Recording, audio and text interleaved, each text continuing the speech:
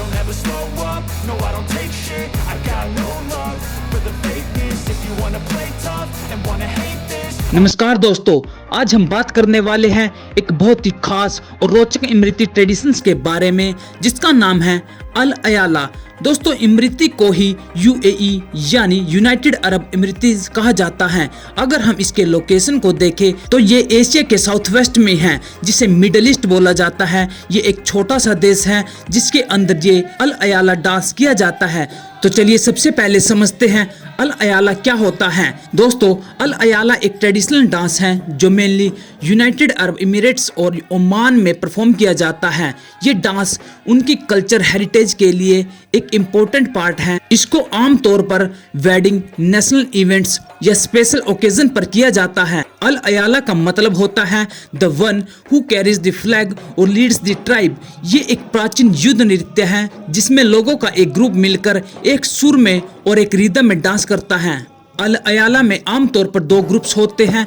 दोनों ग्रुप्स एक दूसरे के सामने लाइन में खड़े होते हैं। उनके हाथों में होते हैं पतले बैम्बू स्टिक्स, जिनको वो एक स्पेसिफिक स्टाइल में मूव कराते हैं, जैसे वो तलवार चलाने की प्रैक्टिस कर रहे हो। और बैकग्राउंड में होती हैं ट्रेडिशनल ड्रम बीट्स और कुछ लोग पोएट्री या ट्रेडिशनल इमिरेट्स सॉन्ग्स गाते हैं। इससे एक एनर्जेटिक और प्राउड फीलिंग आती है। अगर बात करें इस डांस को करते टाइम कैसे कपड़े पहने जाते हैं, इस डांस को करने वाले लोग पहनते हैं व्हाइट कुंदरा, ट्रेडिशनल इमराती ड्रेस और हेड क्राफ्ट। इस ड्रेस से उनकी पहचान और कल्चर की इज्जत दिखाई देती है। दोस्तों, अभी एक वीडियो ट्रेंडिंग में चल रही है, आपने उसको सोशल मीडिया पर देखा होगा। वहां पर दो ग्रुप्स में खड़े होते हैं, हर किसी के हाथ में एक पतली सी बैम्बो स्टिक होती है। वो एक रिदम में उस स्टिक को हवा में घुमाते हैं और पीछे से ड्रम बज रहा होता है। सब एक सुर में स्टेप ले रहे होते हैं। बीच में एक बंदा ट्रेडिशनल इमराती शायरी गा रहा होता है। पूरा महल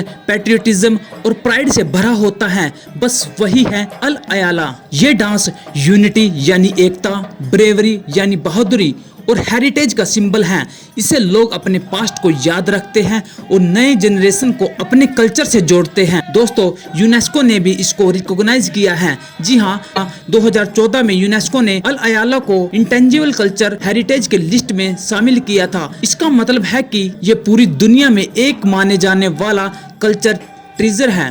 United Nations Educational, Scientific and Cultural Organization थोड़ा लंबा नाम है, इसलिए लोग इसे सिर्फ यूनेस्को कहते हैं। ये एक इंटरनेशनल ऑर्गेनाइजेशन है, मतलब पूरी दुनिया की कंट्रीज मिलकर इसे चलाते हैं। ये यूनाइटेड नेशन का एक हिस्सा है जिसका काम होता है दुनिया में शांति, समझदारी को बढ़ावा देना। इसका सबसे बड़ा काम है एजुकेशन यानी शिक्षा, साइंस यानी विज्ञान और कल्चर यानी संस्कृति को प्रमोट करना। तो दोस्तों, अब जब आप भी अल अयाला का नाम सुनेंगे तो याद रखिए, ये सिर्फ एक डांस नहीं है बल्कि एक कल्चरल हिस्ट्री और प्राइड का सिंबल है।